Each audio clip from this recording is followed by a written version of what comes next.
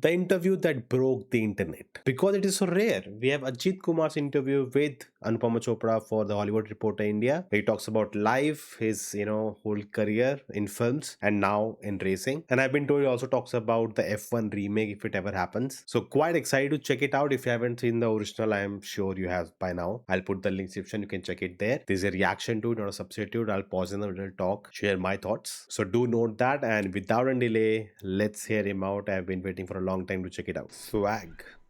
Welcome to the Hollywood Reporter India. I'm thrilled to be sitting here at the Dubai Autodrome in front of these stunning cars, which feel to me like works of art. And since you've always said that you are not a fan of suffixes and labels, I'm simply going to call you Ajit. Please do, please do. And that's fine. Thank you, Anupama ji, for coming on to the show and for taking the time to be here. I really appreciate it. Okay, so you cannot call me Anupama ji if I'm calling you Ajit. Agreed. I call you Anupama. Okay, so I have to tell you that... Big deal that they connect this because he doesn't do interviews at all. And I think maybe because it's about the racing and all, maybe he agreed. And also now the Hollywood Reporter India is also a magazine. And they do cover stories, and that kind of makes it a big deal. It's not just a video on internet. It's like a physical copy that will be sold and people will read about it. So I guess a big deal. So I think he agreed to it. Not that he needed it. I don't think so. But I think it's a good... It sounds better that it will be a magazine cover about you and the racing and everything. So let's sit and chat. I'm not really well versed with motorsports. My knowledge of motorsports comes from the movies, like most of my knowledge about life. Of course, from Asif Kapadia's Senna documentary, which was stunning, but also more recently from F1. And I want to ask you about something that we saw in F1 right at the end. So Brad Pitt's character, Sonny Hayes, wins the biggest race of his life. There is euphoria everywhere, but he walks away. He leaves to go participate in the Baja 1000, where they do not know who he is. They ask him, what's your name? And one of the characters says that we don't pay a lot. So he says, it's not about the money. And another character says, then what is it about? So I want to start with that. I think this is the parallel, right? That's what makes it more exciting if he does the F1 remake ever. Because I just hope they retain that soul of the film. And I think with his experience, his life, the choices he has made in life, that actually adds to the film. Ajit, what is racing about for you? Pushing your limits to appreciate life more. And I'd like to elaborate on that. In a racing car, you're pushing your limits, the limits of the car, pushing your own limits. And then, where even a small mistake can either maim you or you could pay for it with your life. So I guess all the people, not just people involved with motorsports, adventure sports, I think we appreciate the life a lot more. Because I'm sure every race car driver, though the sport looks very glamorous and we looked up as gladiators, there is a lot of fear, anxiety, insecurities when you get into a car. But then over the weekend, after a few practice sessions, qualifying, the race day, and then you have some good days, some bad days. But at the end of it all, you come out and that feeling of being alive is probably what motivates me. So like I told you, I appreciate life a lot more because anything can happen, and life is very fragile. It's extremely fragile. So I guess, and it's a form of meditation, in a way, because you don't have the luxury of thinking of anything else. You're so focused. That I also feel about any sport. The moment you're playing it, be it table tennis, cricket, badminton, you're so focused in that point of time, in that present, that whatever happens around the world, you have no idea. You just focus on that thing, that shuttlecock, that ball, in the game, what's going on, how to, win. Like, you're so involved itself, right? In that one moment in time, nothing else matters. Like in a race car, you're paying attention to the noise the car engine is making. You're watching out for it. You're watching out for all the data on your car. You're reporting it back to your race engineer, who in turn is also updating you as to where you are placed and what's the deficit, how much of a lead you have from the car behind you. And there's so much going on. And then as a racing driver, a practice session is different. You're practicing. Sometimes you have practice where you're probably the only car. You and your teammate are testing your car. Then over a race weekend, the practice sessions, you have all the other competitors. But on a race day, everything changes. You're competing with one another dicing for positions.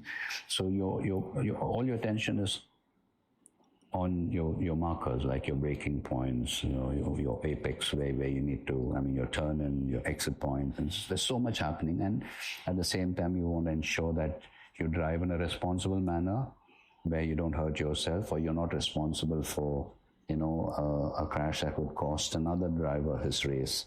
So there's so much more going on, and it's a beautiful sport. It's a team sport. It's wonderful. So for me, it's like therapy. It's a kind of therapy to get out of your comfort zone, which I feel is very important in life. Every time, there comes a time in everyone's lives that you get into that comfort zone, and before you realize it, it's too late. So I think we have to be conscious that we need to get out of our comfort zone, as often as you can. Why do you think, Ajit, this is important? I've seen you all morning while we did the photo shoot, right? There is no entourage. I don't even think there's one person here who's given you a cup of water, okay, or a glass of water. You were pulling your own bag in with your clothes. You changed in a tiny room. Is this what being out of your comfort zone teaches you to be? Because you're a superstar. I've never seen an actor as sort of accompanied as you are right now. But is this not what everybody does? Doing their own things, doing their own laundry. I come from a very middle class family. But Ajit, you've been a massive actor for decades. I will come. It's been 33 years, but yes. let me come. Let me elaborate on that. I come from a middle class family, wonderful parents, who were way ahead of their times, and so I guess we were all. We were brought up to do our own things. I have two siblings, an older brother and a younger brother. We were taught cooking as I was probably 7-8 years old when I remember I have vivid memories of me being in the kitchen, but like you say, it's not what everybody does, But yes, when you come into public life, probably it's because of the commitments. You have shoots, or if you're a cricketer, you have practice sessions, test sessions. You have to devote time to the media. Then you're a brand ambassador. Then you need to fulfill your obligations, commitments. So I guess it's probably to save time for that individual that you finally end up with an entourage for people to help you out in your day to day, which I think is not wrong at all. Mm-hmm. Right point. Like, it's not.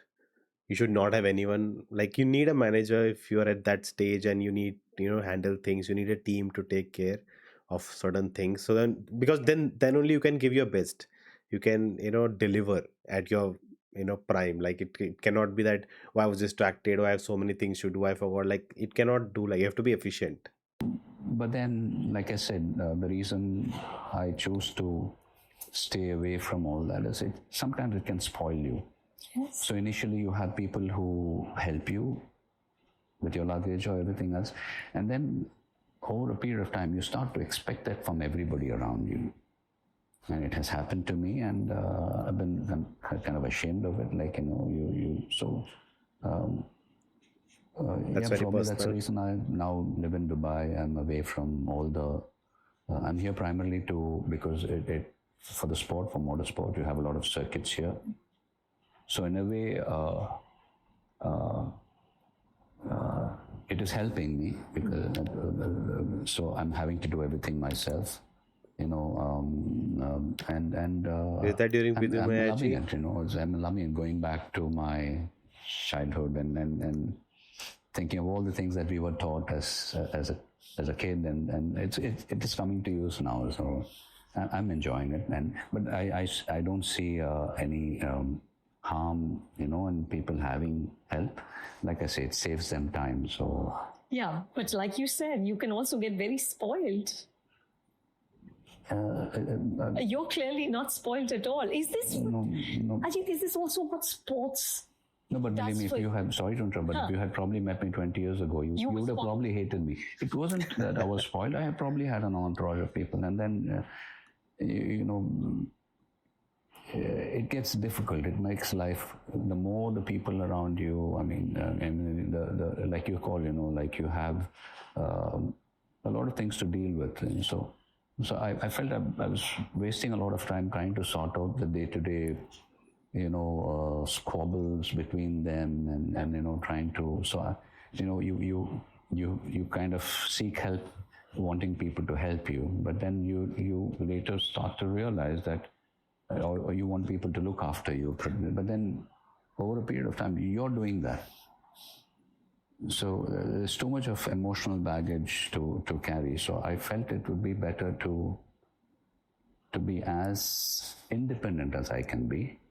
I mean, there are times when it is impossible. You need help. Of course. There are times that you can do away with it. You can manage for yourself.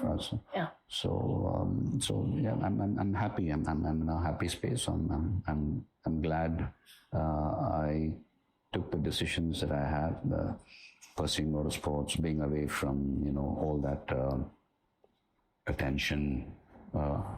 I'm grateful for all the love I receive. I'm grateful for the love, for all the motivation that I get from fans, from the movie-going audiences.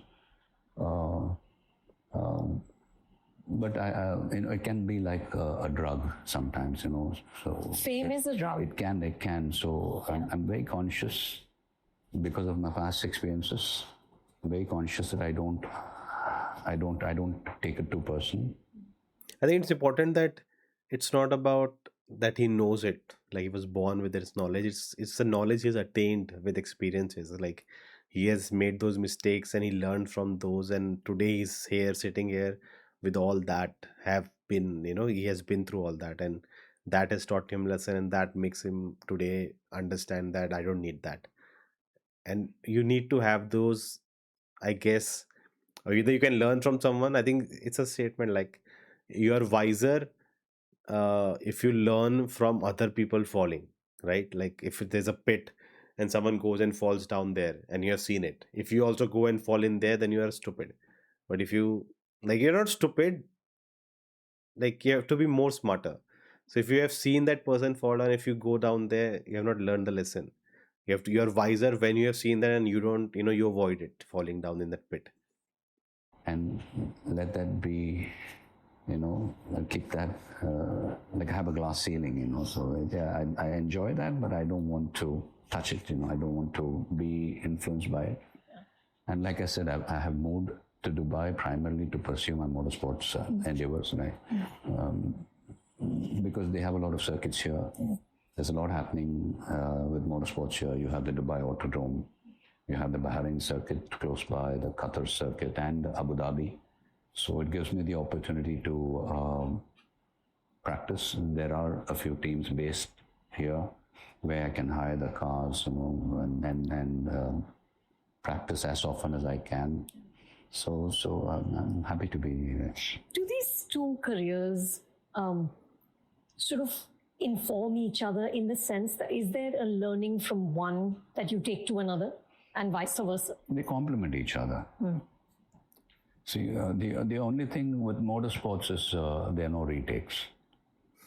Like in acting, I mean, albeit an interview, I fumble on my lines. I mean, we can always go in for another take, or post-production editing. You can correct. Play around. You can fix it. You can fix it. Yeah. Here, there's no fixing. No, it's no retakes. That's so. And again, both the professions, be it film the film industry. I mean, not just from an actor's perspective, right from the production assistant to the actors. It's it's a very physically, emotionally demanding job. And the same with motorsports. It looks glamorous, right? Both these fields. I mean, the people come to a theater, and today, I mean, look at the theaters. They have, the kind of facilities given to the audiences. You can have your refreshments as you're watching the movie, and so many other things. It's high luxury, yeah. High luxury, and but you never know what the people go through during the making of the film, right? I mean, there are difficult situations where dealing with the crowd. I mean, so many things. The same with motorsports, but luckily, I mean, with films you have your they're making videos that come out, so people know. But with motorsports, until F1, the Drive to Survive program happened, people go under the impression that motorsports is all glamour and it's all these sexy cars. I'm glad. I mean, I think the Liberty Media have done a great job in reviving the sport by having that web series on television. So now I think that also kind of inspired the F1 movie, because I've not seen it, but I've heard that it's not actually about it is about the sport, but what their focus is on the drama that happens in the sport, the driver and what happens between them and the different teams. And they kind of made it like a game, where you follow these, real life. It's kind of a reality show in a sense. And that's what attracted people. And through that, you learn about the sport and what's going on. And that kind of boosted, F1 racing in that sense. And I think then the film came out, and then that did that. So that's something, sometimes media helps sports and sports helps media. Like, it's all a symbiotic relationship. There is a lot of awareness in regard to motorsports as well. So, but they're pretty much similar. Pretty much like nobody wants to make a bad film. Same. I mean, so every driver on the circuit wants to win the race. Nobody's there to come second, third, fourth. But then, it's brutal. Someone has to. And the times that I work extremely hard, not me, all the actors, producers, directors, we work extremely hard to make a good film. And some films go on to become blockbusters, and some films don't even manage to do, survive. That first week. Even 2 or 3 shows. Yeah. And that can be brutal. The same, you practice so much, you work so hard, you do so well in practice, you do very well in qualifying, and then sometimes your race can end before the first corner. So very similar. The only difference, like I told you, was no retakes in motorsports. You've been asked about the dangers of the sport, right? And there is obvious physical danger. There is, and you've been very zen-like about it. That, look, I got hurt when I made movies. I've had to have surgeries. I didn't quit acting. So crashes are a part of this. You're testing the limits of the car. You're testing your own limits. There are going to be crashes, but I'm not going to stop racing. My question is, once you've had that crash, and you have had crashes, what do you tell yourself to get back in that car again? See, the first thing when I have a crash, I try to understand if I have been hurt. That's my first. That's your immediate response. My immediate response is, we're not thinking of the car. We're not thinking. It's first thing that how bad am I hurt? Yeah. Or how bad is the car? Can I restart? In fact, there is a video of mine on where my car flipped in Valencia during the Southern European Cup, and my car rolled multiple times. And I shared that video with a lot of my friends, and I didn't realize that at the end of the video, I was trying to start the car to get back in the race. So the first thing is, like I said, you want to ensure that you're okay, the car's okay, and the next thing you want to, because your adrenaline is pumping, it's really high. And it's like after that, your next thought is, oh my God, I don't want to have a DNF. I don't want to have it do not finish. You want to finish the race. So you try to... Oh, I thought DNF means disqualification. There's no N. But this makes more sense. Ensure you try to you want to be back on the finish the race. Yeah. That is what goes through my mind. I don't know how it is for the other drivers. And then, you're worried for your family. Like, it's like, Yes. it's not fair on our part to be putting our family through so much of stress.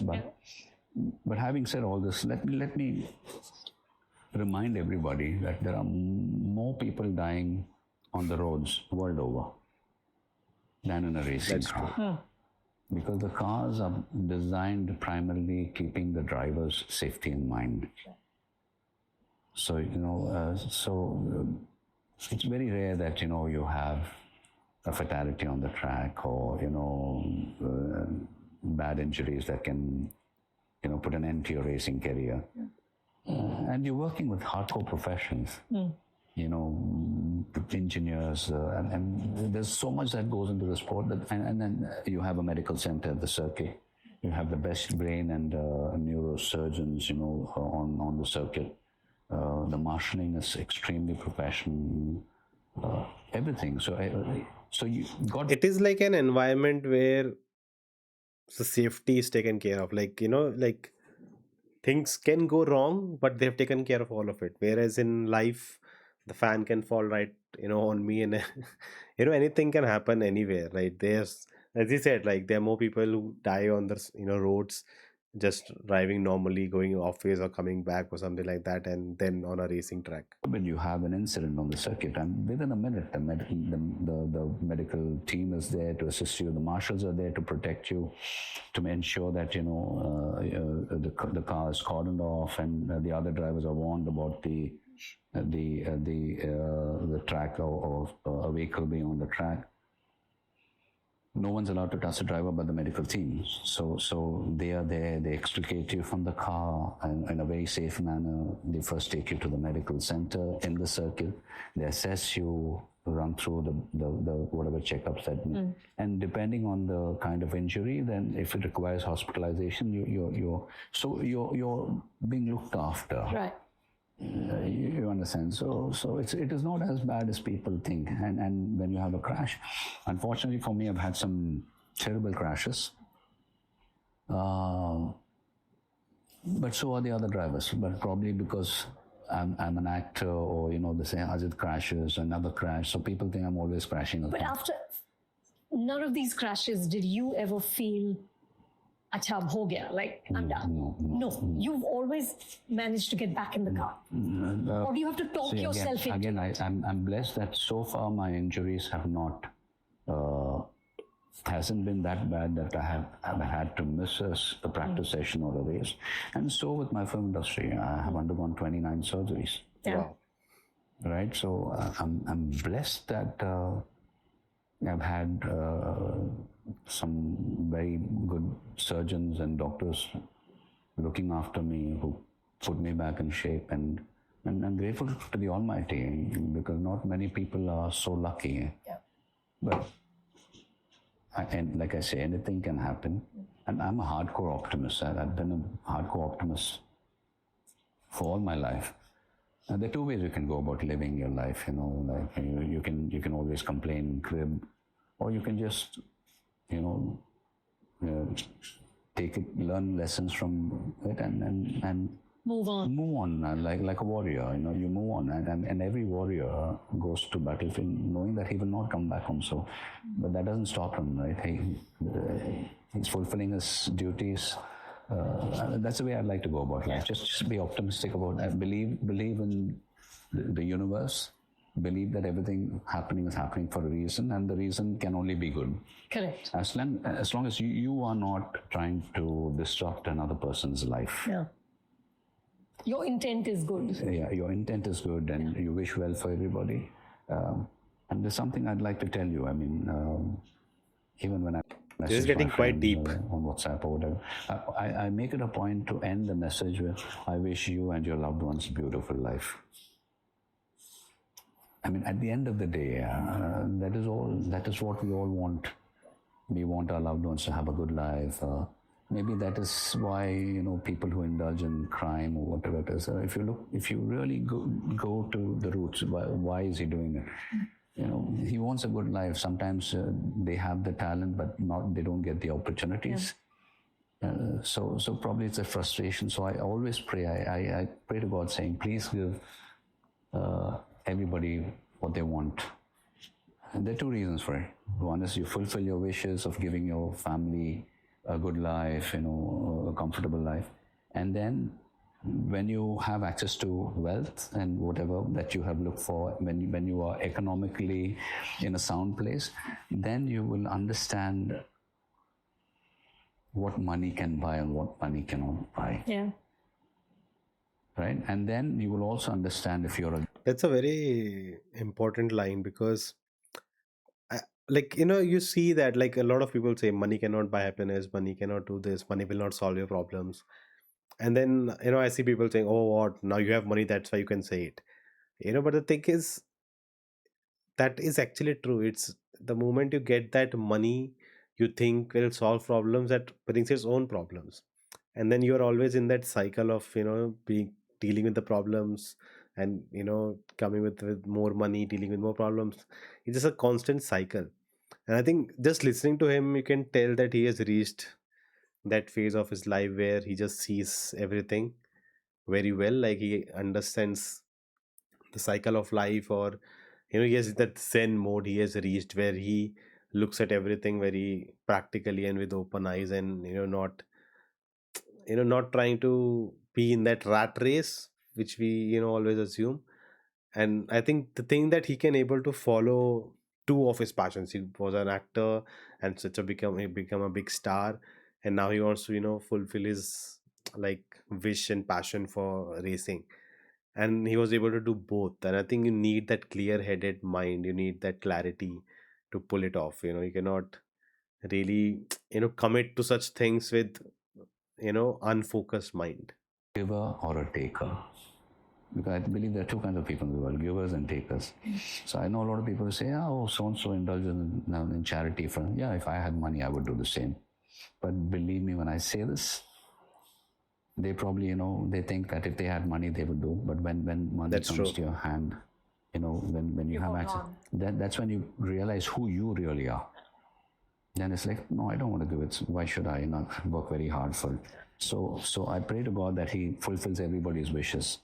And they otherwise, sometimes some people at the end of their life, they complain about their karma or fate, and they feel very bitter towards the end of their life, thinking that if they had wealth, if they had money, it's totally different. Yeah.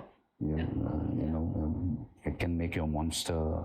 Yes. It's so many things. So it's like a wild horse. Success is like a wild horse. Anybody can hop onto it. But if you cannot tame it, it will throw you off, waiting for the next one to hop on. So I think in bad times, we're all very be careful with the decisions that we make. It is during good times that we need to be even more careful, because that's when we make all the mistakes. That then when the bad time comes, they all multiply and hit us hard. Absolutely. Yeah. But did the sports help to construct this character of Ajit, this person who can see fame for what it is and can be detached? Has sports help you to be this person? Very much, very much. I'm Shani and myself are making sure that I have a daughter who's 17. I have a son. He's going to turn 11. They're very much into sports. They went badminton. My son plays football. My daughter loves badminton. Music. My daughter's a very good vocalist. She plays the piano. My son plays the piano, the guitar. He's a good vocalist too. So I mean, yes, education, schooling, all that is fine. But I think sports and music, they help you develop your personality even more.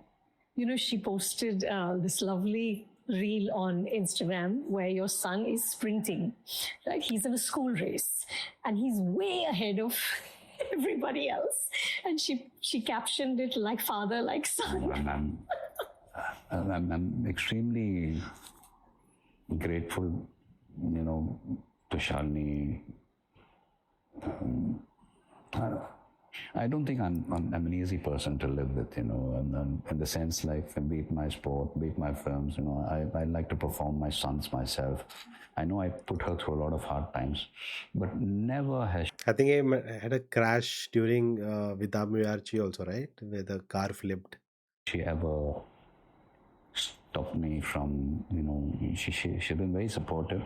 All she tells me is, Ajit, as long as you know what you're doing, as long as you're following a protocol, like we'll come to that later. Like, she says, just take care of yourself, and she knows I have even from the time we were seeing each other, and I got married, and within 2 years of being married to her, I got back to racing.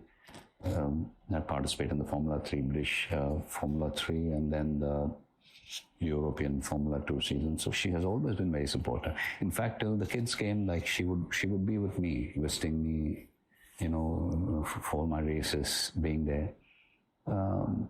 You need that kind of a support from family. Like it's otherwise it's very hard to do something. I think you need that constant reminder that there is someone backing you. I'm very, all this could not have been possible without her support. Yeah, yeah. Honestly. So tell me, what does quality family time look like? Like when you're in Chennai, what do you all do together to make up for these absences? I'm confined to my home most of the time. Yeah. Because essentially you're too famous to go out. It's very difficult. I mean, that is one thing, like fame is like a double-edged sword. Yeah. It gives you so much, but it also takes away a lot from you. Like, I'm grateful to my fans for all the love that they give me. It makes sense, right, that he moved there, that like even for Virat Kohli, right? Like he has moved to London where he lives with his family, and it makes sense that his family can never have a normal life if he lives in India. Like he's just too popular. Everyone knows him. He cannot step out. His family cannot step out. Like the paps, this and that. And London, you see pictures of him sitting in a cafe, just walking on the street, and like he can live a normal life there with his family and kids and everyone. And it is, it feels weird. Like why would you leave country, this and that, and all of that stuff.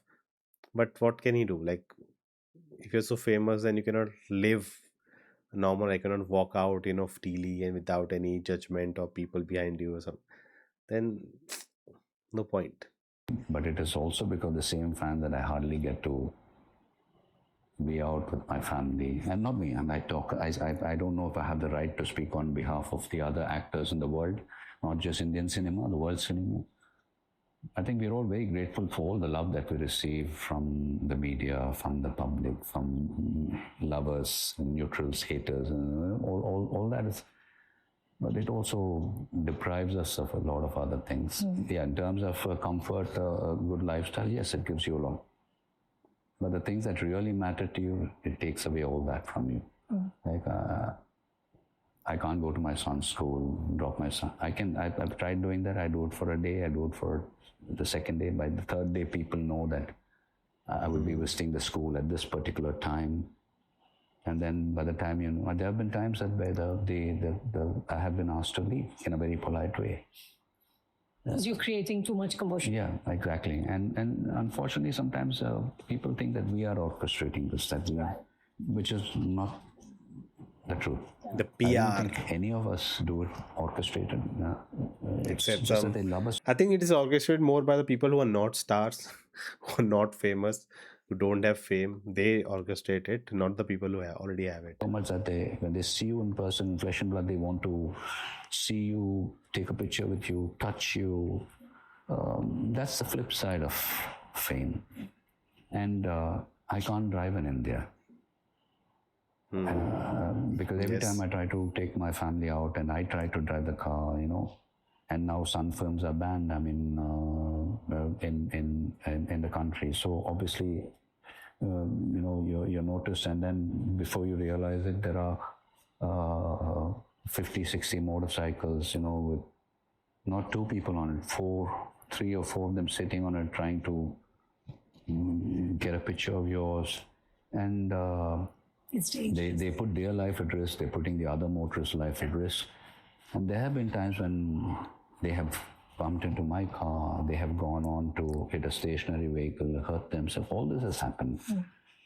And sometimes some of them have the audacity of parking their vehicle in front of my car, wanting me to either roll down the window for a picture or get out of the car to take a picture, not realizing that there are other people. Maybe someone's getting to a hospital or dropping their loved ones at school, or having a business meeting, or having to be in their office on time, or they could lose their job. Nothing. It's just no, get down. And then they expect you to roll down the window. Now, yes, he claims to be a fan, but how do I know? Maybe it's somebody who wants to hurt you. I mean, here I have scars on my hand. I've been slashed by a blade. The media is also divided. You have a lot of fans who want to touch you. So it happened in 2005. It happens very often, you see the cards. Yeah. So you have a lot of people stretching their arms out. So you shake hands, and then I get into the car and I'm bleeding. And then you realize you've been cut. And I don't know if I should say this, but I think people need to know. It was during a shoot, outdoor shoot, and we were staying at this hotel. And I think these are the things.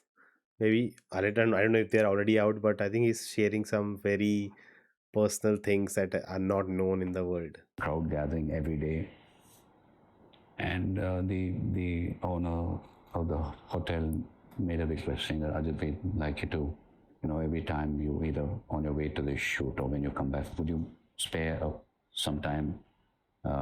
We find it difficult to manage the crowd. Can you wave to them, take a few pictures, at least with a few of them, so that we can then politely disperse them?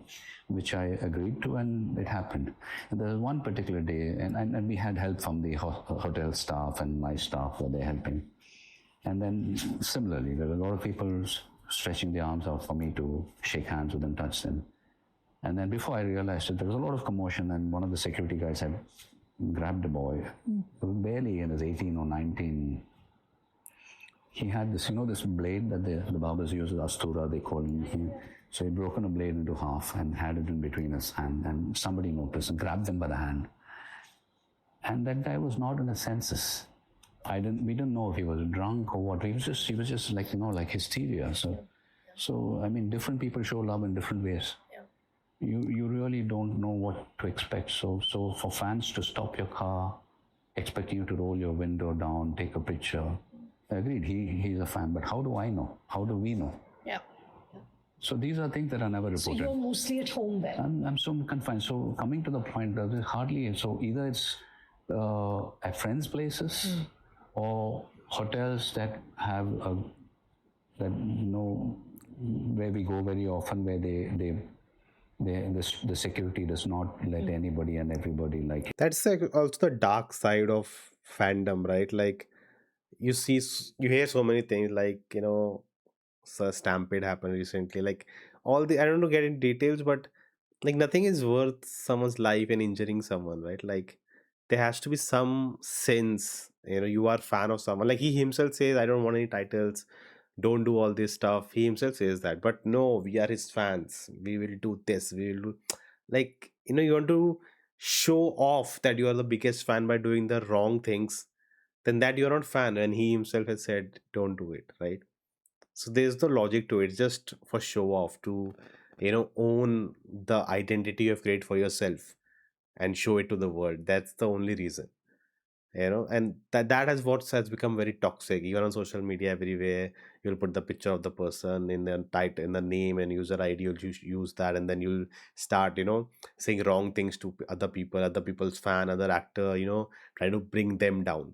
That is a toxic part of it, that you feel like you have, you are the fan, so you own everything, you have to defend it, right? And if you just think about it deep enough, that's exactly what happens with other things in life, with be it your caste, religion, your nationality. Like whenever this toxicity come in anything, this is what happens.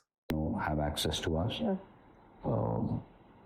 Yeah. So and then I'm traveling most of the time. So whatever little time I've had my son and daughter cry, saying that, Papa, why can't you be like the other fathers and coming to school, dropping us off?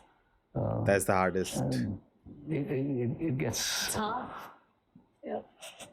It is hard. And then there was this incident. Getting emotional. That happened. It happened in the election, during one of the elections. I'd gone to cast my vote. a lot of commotion, fans, and there were these fans who were taking pictures, not just me, but all the who and who of who come to that particular booth to cast their votes, taking pictures. And it so happened that I happened to grab the phone from that boy, and that video went very viral. I got shafted by a lot of them saying, "Oh, Ajit, arrogant," with all kinds of headlines saying that. But if one of them from the media had to just pan the camera and let people see what is it that really pissed me off. There were these boards all over that very clearly said, photography prohibited and violators would be fined. But then what happened was that people never got to see that. So initially when I got to the booth, I was politely trying to tell people, please, it's an election booth, please, they wouldn't listen, and then this happened. So I was made to look like the bad guy, and the boy who had violated the law was made to look like the victim. So what happens then is, then he feels he's entitled because you have certain section of media standing up for him. Yeah. So then he feels that he's entitled to do whatever he wants. So having said this, I think moral code of conduct in a public place applies to everybody. Exactly. To the media also. Especially media, with what we have seen in recent times, the whole Sushant Rajput case and what happened to Riya Chakrabarti, and now that she's now set free of all the allegations against her, now no media is coming running with a microphone in your face, the cameras in your face, like the whole witch hunt that happened. And it keeps happening. There's like, it's like as if there's no rules and law for certain people. They can do whatever they want. Celebrities or sports personalities, to everybody. I just hope that theaters, the first day, first show, let's say the first couple of days, fans, today I have a good life thanks to the fans. We love all that love and all that attention we get. But I think there has to be some kind of it needs to be, what should I say, monitored. The theater owners spend so much of money in upgrading their theaters. And then you have, in the name of celebration, bursting firecrackers. Inside, yeah. Damaging the seats, tearing the screen, asking for, okay, now it's digital. There was a time when, you had the reel and they would block the screen, demanding that, you replay a song once more or a fight sequence one more. If the theater people do not oblige, then they tear the screen. Come on. All this needs to end. That's a big statement considering how much it happens, especially in Tamil and Telugu. The craze people have, and for a superstar to come out like this and I think he can say it now because he's away. It's like he doesn't have a movie coming out very soon. There are things which makes him, but he's saying it. The point is that he's actually saying it, and there are some big stars. I think they should say this, that don't do all this stupidity. And again, like I said, the media is also divided. One section of the media highlights all this. Correct. They highlighted saying, X actor has got a bigger opening than actor Y. It's a show of strength. Then what happens? The other fans take that, the next time we have to prove that we are one step above. We're more passionate. So I hope all this is being taken in the right spirit. I'm not trying to put anybody down. But like I say, there's so much happening in Tamil Nadu today because of the stampede that happened. That individual alone is not responsible. We are all responsible for it. And I think even the media has a part to play in this. Today, I think we have become a society that's so obsessed with gathering a crowd to show your crowd. All this has to end. You have crowd that go for a cricket match. You don't see all this happening there, do you? Why is it happening only in theaters? Why is it only happening with celebrities, film personalities? So what happens is it projects the whole film industry world over in a bad light. But I'm sure you'll agree with me. Even Hollywood actors, we don't wish this. Yeah, of course not. We don't wish this. We want that love. That's what we work hard for. That is exactly what we work hard for.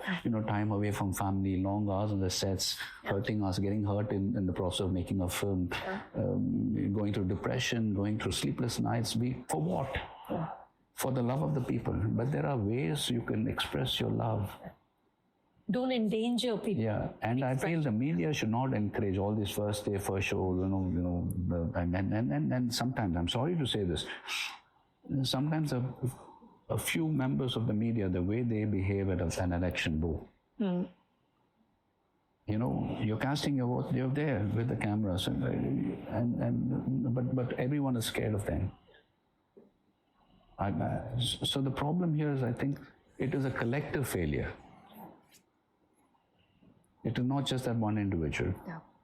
It's like, how are they able to? It's like, whoever breaks the law, they don't feel the fear of the law, that they don't feel the repercussion of what happens if you don't follow it properly. Like, you can invade anyone's privacy, like whatever. Like, you have to set a very big statement and very big example that no, this is not allowed. You have to take actions on it, and the moment you take action, people will look at it and okay, they'll also stop doing it. But there needs to be some action. Like, just because you are media, you are someone or the other, you can get away with it. That attitude has to really go away. It is a collective failure. We are all responsible, including my own self. I think we have to stop this obsession with showing our cloud, by gathering a crowd. And with the country for 1.4 billion people, gathering a crowd is a no-brainer. Yes. Yeah, it's not rocket science. It is not. I mean, so I think laws are there. Like I said, I believe in democracy. I believe in the judiciary. I believe so. And let them do their job. Like, for example, everyone's trying to run the country today, right? And from the time I was a child, all we hear about is rights. Why don't we start talking about duties? I know I'm deviating from the question of yours, but I'm probably, if this question is not asked, probably I'll never have to. But I say all this in very good spirit. Of course. We all collectively need to contribute for the society, for the country, for the world to be a better place. We talk about political correctness. We talk about social values, social responsibilities. I'm asking you a question for once. Having said all this, is the world a better place today? No, it's worse. So I think we need to go back to the basics. And when I say we need to go back to the basics, fulfill your responsibility, your obligations towards, be a good citizen, go to work. You're a student, study hard. Cinema is entertainment for you. Let it be entertainment. Let us do our job. Governance. The leaders, the parties have been elected by the people, by us. Let them do their job. Everyone's trying to run the country. You have opposition parties to do their job, to ask questions when a policy is being implemented, or when there is a process. Believe in it. And then they have a term, 5 years, let them complain. Now, within a month of assuming power, you're like, questions are asked, the media on one side is asking questions, and you have all these self-anointed moral caretakers of the world. He's going all out. Heading? I know. Now, I'm sorry, I don't want to come across as a very self-righteous person. I have my flaws. I'm sure if you go ask Shalini or my close friend, I have my flaws. So what is it that I'm trying to do? I'm trying to be a better person than I was yesterday. No, that does not absolve me, or I'm not saying I may not commit a bad judgment of error in future, but I'm conscious of the fact that my actions do not disrupt another person's. I'm trying to be conscious. I'm subconsciously, I don't know, I may have hurt people, but I think it's time that even certain sections, and again when I say certain sections, they also follow this moral code of conduct. Recognize it. Yeah. And discourage all these kind of activities, like bursting firecrackers in theaters, and all that needs to stop. Yeah. All that needs to stop. And then He said it. pitching one actor's fans against the other actor. Oh, this ex actor is number one. you are fueling it. So every fan likes to believe that his favorite actor or actress or sports personality is number one. Now, when you pitch one against the other, you are fueling it. So even you have a part to play. You cannot absolve yourself from all this and say, oh, we have nothing to do with it. Correct. You cannot do that. You also have a part to play. The people also cannot. I mean, yes, they love, but you also need to. Now, there are places that I would not go if I know that, I would not take my family to a place where I feel like, things get out of control. Yeah. So you also have to be very conscious about a lot of things around you. Yeah. And what is the voting right in our country? What is the age to cast your vote? 18, right? Yeah. So which means that at the age of 18, you are mature enough to choose your leadership. Yeah. So then why is all this, why is it that we have to spoon feed them, or, we are forced to have these statutory warnings? Yeah. I mean, at 18, so why do we need to? So I'm saying it's a survival of the fittest. You're 18, you've been given the right to choose your leadership, choose your political parties, then why is it that for all the other things they need to be treated like babies? So I think if you're 18, you're responsible for your own life. And I think that the primary responsibility of a government world over is to govern the country. Right? Yeah. We're expecting them to give us freebies. Right. Where's the money in the treasury? No. How many? I mean, it's so difficult. I don't envy people in politics at all. In fact, I feel it's a very tough job. It is. It's a very tough job. No. Yeah. So it's so easy to, I don't think any of the politicians anywhere in the world, any government has got a magic wand. But I think we are also, as people, expecting too much from them. Yeah. You have to meet them halfway as citizens. I mean, I'm saying there needs to be some kind of a thing to say, okay, you get here, or I get here, then I have the right to expect this from the government. You cannot be a taker all the time. Give. You can't do that. Where is the money in the treasury? So I'm saying, I don't know, I could be shafted after this interview, but it's time that we all collectively sit down and I wonder if this interview kind of went viral in Tamil Nadu, or the news picked it up, or the media made headlines out of it that he said this. He didn't say Vijay's name, but he talked about the incident, and I wonder if that happened. Let me know in the comments. Introspect and play your part, do your part. Like a tsunami, it starts off as a small ripple somewhere mid-ocean, and then by the time it reaches the land, it's like a huge. Similarly, we start now. Each one focus on your career, your whatever, ensure that your actions develop the quality of life of people around you. They in turn would do the same, and then it'll start off as a ripple, and maybe 3 generations from now, the world will be a better place. Yeah. We have to believe that. No, the world. I'm saying, let people do their job. Let the people in the government, let the government do their job. You as a citizen do your job. No, I think we need to go back to the basics. We need to go back to the basics. No, I hear you, but I have to ask you something that I'm very curious about. I believe that you only sleep 4 hours a night. Sometimes less. Last night I slept for just 2 hours. Wow. Okay, how are you such a high-functioning individual on 2 hours of sleep? I don't know. I ask myself this question every day. But there's so much that I need to think of. I mean, my career, putting a project together, racing is not it's a very expensive sport.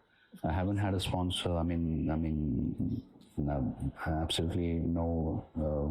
There are sponsors coming forward, but they want to sign me as a brand ambassador and don't want to have anything to do with racing. That I could have done 10 years ago. But I'm seeking sponsorship for a purpose. Yeah. I'm not seeking sponsorship to enhance my wealth, my personal wealth. I'm trying to put it back into a sport which I see has a lot of potential. Yeah. Yes, I love racing. I'm doing it because I love the sport. But I know that this sport has got a lot of potential for drivers, for the brands, for the manufacturers. There's so much that can happen. I'm knocking on every door that I can for sponsorship. So that's one part of me. There's so many other things that I'm thinking of. So, but I'm sure everything will fall into place one day. I'm sure. It will, because you're fully functional on 2 hours of sleep. Thank you. I'm grateful to the universe. I'm grateful to God. And that too without any makeup. It's amazing. I don't wear makeup in my films. I don't do so. You look incredible. Anyway, I have just the last few questions. One is that you have said that now the way you're going to do the racing is that October to March, which is racing season, you're not going to shoot any films, and then the other months you're going to be an actor.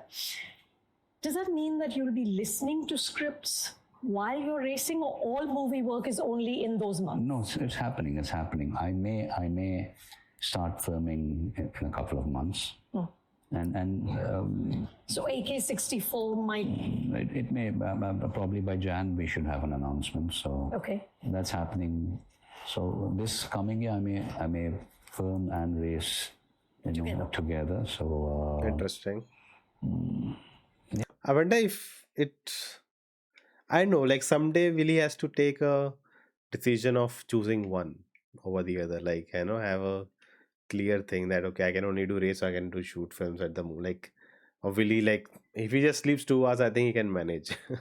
So I'm working on both. And again, like, I'm looking forward to the racing season as well, because Narain Karthikeyan, India's first F1 driver, is on board. Yeah.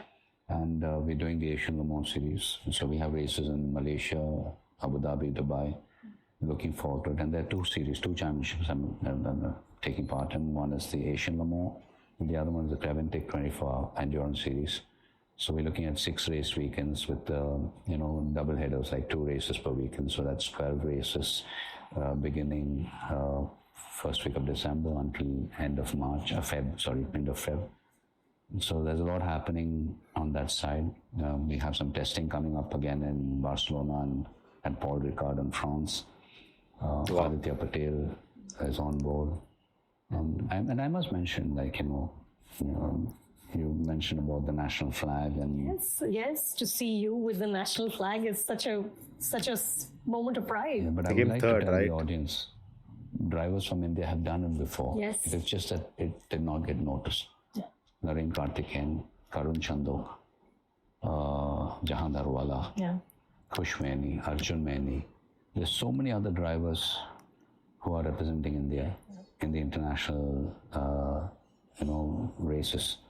And all of these drivers that I mentioned have got onto the podium. They've very proudly displayed the Indian flag. They've had the national anthem play during the podium celebration. But unfortunately, it never got noticed. So if you ask me what is it that I'm trying to achieve here, I'm trying to primarily fulfill my dream of participating in as many motorsport races as possible, and with the hope that somewhere people start following the sport, and not just when I'm racing, when all of them. We have another couple of drivers like Sanjay racing in the World Endurance Challenge, in the World Endurance Racing. We have another boy, Divi, who's racing the Formula 200 GB, Formula 3C. So there are so many other... Such a hard sport. How do you even get in? Like, who has a racing car lying around? Just try it out. And I guess you like driving a lot, and different championships are there, and then you may just hire or something. Like, but it's such a hard sport to get into. Like, I don't know how it works. Please follow them. Please follow them. I mean, they're doing so much for the sport. Well, I have a suggestion. We could just get Apple to remake F1 in India with you as the Brad Pitt character, and we'll get like Naslin or Pradeep Ranganathan or somebody to be the younger racer. There you go. See, as long as all these things happen... I've even cast it for you. No, as long as it happens organically, and I'm okay to it. I'm okay. In any which way that we can popularize the sport, like get people to follow the sport. I'd be happy. Not that I'm against cricket. I love cricket. I play cricket. In fact, I think something like in Brazil, like soccer, football is very, very popular. And Formula One, I think pretty much the same conditions in soccer. Like, until Emerson Fittipaldi came onto the scene, went on to become a Formula One world champion, and then Nelson Piquet, and then Ayrton Senna. And now Formula One is on par with football. So I'm not trying to put any sport down. I'm saying I hope and pray that someday motorsports, I'm not wishing that it'll be as more popular than cricket. I hope it's as popular as cricket. Yeah. And sponsors also come forward to support the sport in any which way possible. I'd be a very happy person if that happens. Do you still get as excited though when you step on a film set? Of course. I mean, yeah, your heart is still. I'm an accidental actor. Yeah. Again, Okay. accidental actor. I worked with an automobile manufacturing company, a motorcycle manufacturing company as an apprentice. Then worked as a merchandise in a garment export company. And then films happened. I ask myself the same question every day, how did I become an actor? It was never on my radar. 33 years later, you still. I still ask myself that question. And you're a Padma Bhushan now. I'm again grateful. I'm grateful. So when I in hindsight, I look at it and these are things that it was never on my radar, and it just happened. So I don't know what is it, but yes, I put my heart and soul into everything, be it films. I couldn't speak the language fluently. I have an accent in Tamil. I worked on it, okay. and I was initially asked to change my name because they felt it was not a very common name to have, and then I insisted that no, I would want to have my name, and I would not want to have any other name. So a lot of challenges, and I overcame everything because I followed the protocol. Now, even when it comes to racing, I'm probably working as hard as a 19-year-old or a 14-year-old who wants to make a racing a career. So as long as I think and so for which you need to put the right team together. So as long as you're doing that, I think it's fine. So I've been very lucky, be it the directors, producers, the technicians I work with, or people involved in motorsports have all been, I'm learning so much from all of them. And I think there's no end to learning. So as long as you're open to, advice from others, you learn, just continue.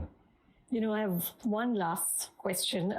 Senna is, of course, your favorite racer, and we're sitting in front of the McLaren here, which was the car he raced in. So he said, I'm not designed to come second and third. I'm designed to win. So is Ajith Kumar also designed to win? Drivers like Senna, Lewis Hamilton, Max Verstappen, they are like very special. They're extremely special. I'm sure the very first time Senna sat in a car, he must have been really quick. I have never claimed to be a great racing car driver or the best racing car driver to have represented India. But I'm hardworking. I'm willing to follow the protocol. I'm willing to pursue it the way it is meant to be. Right. So I hope I get to the highest level in terms of my own abilities, and I can make all of you proud. That's all I can hope for. But believe me when I say this, I'm doing things the way it is meant to be done. No shortcuts. I'm not seeking any entitlement here. No, I'm like even my next film. That's clarity. I approach every film like it was my first film. Let's say if I've had a blockbuster, I put it aside. And I tell my directors, there are times when directors or producers approach me for my date and say, sir, we want to do this for just 100 days. And I tell them one thing very clearly. I said, look, I know it takes about 100 to 120 days to put a film. I'm giving you 100, not giving you 100 days. I'm giving you the last 33 years of my life, I'm placing it in your hands. It's not 100 days. That's It's all that I have done the last 33 years. I'm placing it in your arm. You don't have to take me to the next level, but don't drag me down. Yeah. and let us all grow together. This is what I tell every director, every producer, every time I start my neck. So if I come with a blockbuster, I tell them, look, that's over, done. Yeah. My first film, your first film, irrespective of what your earlier film. That's how I approach films, and that is how I wish to approach my racing as well. Yes, we've had some great races, we had some podiums, we had some terrible crashes, DNFs, but no, I put everything aside. My next race was my first race, and I guess I like to live my life that way. Live every day like it's a brand new day. It's a clean slate. Yes, and keep the lessons in mind. Yeah. Lessons that we learn on the way. Keep them, at the back of your head, and look forward to a good future. Soldier on. Soldier, a gladiator, a soldier, a warrior, whatever you want. Well, please know that we'll all be cheering for you. Thank you. Including those of us who know very little about the sport, but it's so inspiring you just to see you do this and to take this shot. Thank you, Anupama, and I hope I request everybody to take whatever I have said in good spirits. I'm not perfect. I have my flaws, but I hope all this is taken in good spirits, and we all sit down and introspect, and then look forward to another day, a new day. Thank you so much. Thank you. all right. That was a different interview. Like, I wish she asked him what he thought of F1, and it's not really about the movies, but more about him and his philosophy of life. That's what the title says also on his racing. But also, he was quite honest and open about whatever things he think about what's happening in the world and in India, and the fandom, and how it it's he appreciates it.